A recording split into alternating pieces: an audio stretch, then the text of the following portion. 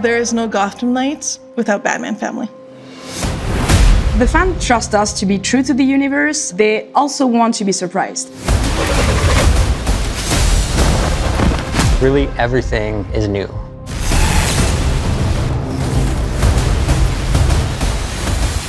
Batman family means different things to different people. We have chosen to explore the theme of found family within the context of Batman family. There's been a big fracture in the Batman family. They're at odds with each other, they're fighting, they're not a cohesive group. They've never had the chance to work together because they've all been working fairly independent with the exception of Robin.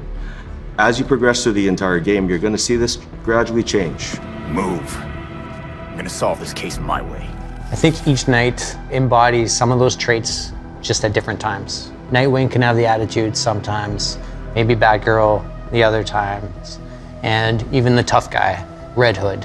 You know, he can be the more passionate one at times. But the one thing they all share is that drive to become the next knight.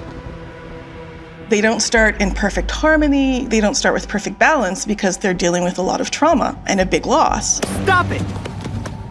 You wanted us to work this together. But throughout the game, they come together, and that's for a very simple reason. They've chosen to care for each other, and they've chosen each other as a family. Now you're talking. We have character arcs for each of our knights with key cinematics that unlock from start to end of the game. Through these arcs, we explore different things with each of our knights. One thing we delve into is how trauma can affect memory, how grief can linger, and isn't just resolved in a single moment, or even might not be about just a single loss. When the fans found out that Batman was dead in our game, some of them were expecting to see him. Most of the fans saw the opportunity to experience the universe their own way with new heroes, new dynamics, and as a family. We've known the Knights as superheroes with their masks, but what was it like to kind of see them behind the mask as humans? When we look at the way each knight was designed, we took a cue from our comic book roots. You know, we did some pretty classic shape language design. For example, Red Hood, blocky, square, tank-like. Batgirl is more symmetrical and balanced. Robin, lower, lighter, stealthy. And Nightwing, agile, angular, sharp.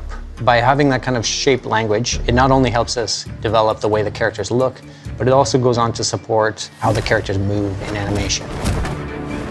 The team put a lot of effort in making every character really special, with emotional ways to react to situations. Every character has its own path. We worked with Wilson and the cinematics team to make sure that we could showcase their progression, not just in the things they say, but also in what they do. We wanted to create a custom experience for the player and for the viewer to kind of see that they're going to structurally have the same scene, but they're going to see that scene with their own flavor depending on who they play. Clear out now. You'll regret it. Having a very solid foundation with the performance of the actors was critical because we got that nice base level. Once we take that, we actually bring it with the animators to kind of fine-tune and really improve everything, bring those facial emotions, putting their take on it. And this is something that we really wanted to make sure that we got it right. In the Belfry, we see the knights as humans, as young people talking to each other, having a life, wearing more contemporary, normal clothes. And that's a big contrast to how they look as knights. Belfry Clock Tower is actually where the four of them establish their base of operations, which is essentially their version of the Batcave. This place is quite remarkable. It's certainly brighter than the Batcave. Alfred is literally the glue of the Batman family. He is a confidant, someone they can rely on, and someone with whom grief is shared and understood. I'll always be here when you need me, Master Richard. When any of you need me. Previously, Alfred had to really manage Bruce by himself. Now fast forward to Gotham Knights, now he has 4 versions of Bruce that he has to manage. He is steady and endlessly reliable, but he also will not put up with anyone's nonsense. Alfred's fatherly. He's tough, he's caring, he's stoic. We took a pretty old school approach, iterating on sketches and sculpts until we found something that really resonated with us emotionally. When you have the 4 heroes there together with Alfred, kind of figuring out the space, we've actually managed to pack in, I think, almost 40 cinematics in that little space. but each tell a very different story and a very different perspective of how they live together as a group. Every time Bruce came home, I patched him up. Just as I now do for you.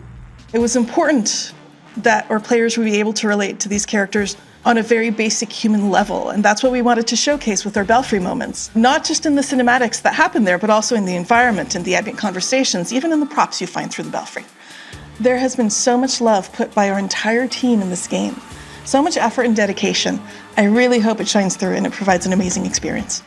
I really hope fans and players appreciate the variety of looks they can have for their night. I hope they find one that resonates with them and it kind of becomes their favorite.